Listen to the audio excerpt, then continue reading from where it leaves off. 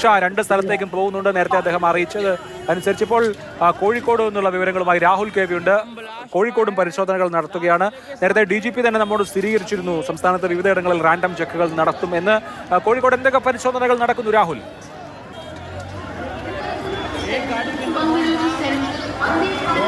അഭിലാഷ്, സംസ്ഥാനത്ത് ഉടനീളം അതീവ ജാഗ്രത തുടരുകയാണ്. കോഴിക്കോട് ജില്ലയിലേക്ക് വന്നു കഴിഞ്ഞാൽ ഇപ്പോൾ റെയിൽവേ സ്റ്റേഷനിലാണ്.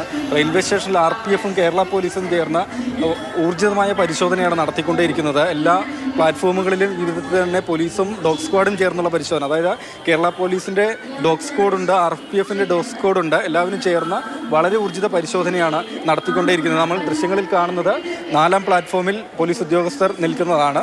ആളുകളെ പരിശോധിക്കുന്നുണ്ട്. സംശയാസ്പദമായ എന്തെങ്കിലും വസ്തുക്കൾ എവിടെയെങ്കിലും കാണുകയാണെങ്കിൽ അതൊക്കെ വളരെ ഊർജിതമായി പരിശോധിച്ചതിന് ശേഷം പരിശോധിച്ച് വരികയാണ്. ഇപ്പോൾ ഒരു ട്രെയിൻ കടന്നുപോയി, ജബൽപൂർ കോയമ്പത്തൂർ എക്സ്പ്രസ് ആണ്. ട്രെയിൻ വന്ന സമയത്ത് കൂടുതൽ പരിശോധനകൾ നടന്നു. ഇതുപോലെ എല്ലാ പ്ലാറ്റ്ഫോമിലും വിവിധ സംഘങ്ങളായി തിരിഞ്ഞ് ഉദ്യോഗസ്ഥർ പരിശോധന നടത്തിക്കൊണ്ടേയിരിക്കുകയാണ്. ഇതേ സമയം തന്നെ കോഴിക്കോട് KSRTC ടെർമിനലിലും അതുപോലെ ആളുകൾ കൂടുതലായി എത്തുന്ന മറ്റിടങ്ങളിലെല്ലാം പരിശോധന ശക്തമാക്കുന്നതിന് വേണ്ടി നിർദ്ദേശം നൽകിയിട്ടുണ്ട്. ആ രീതിയിലുള്ള പരിശോധനകൾ നടന്നു വരികയും ചെയ്യുന്നുണ്ട്. ഏതായാലും അഭിലാഷ്, ഈ ഡൽഹി പശ്ചാത്തലത്തിൽ രാജ്യത്തുടനീളം അതീവ ജാഗ്രതയാണ്. അത് സംസ്ഥാനത്തുടനീളം തന്നെയുണ്ട്.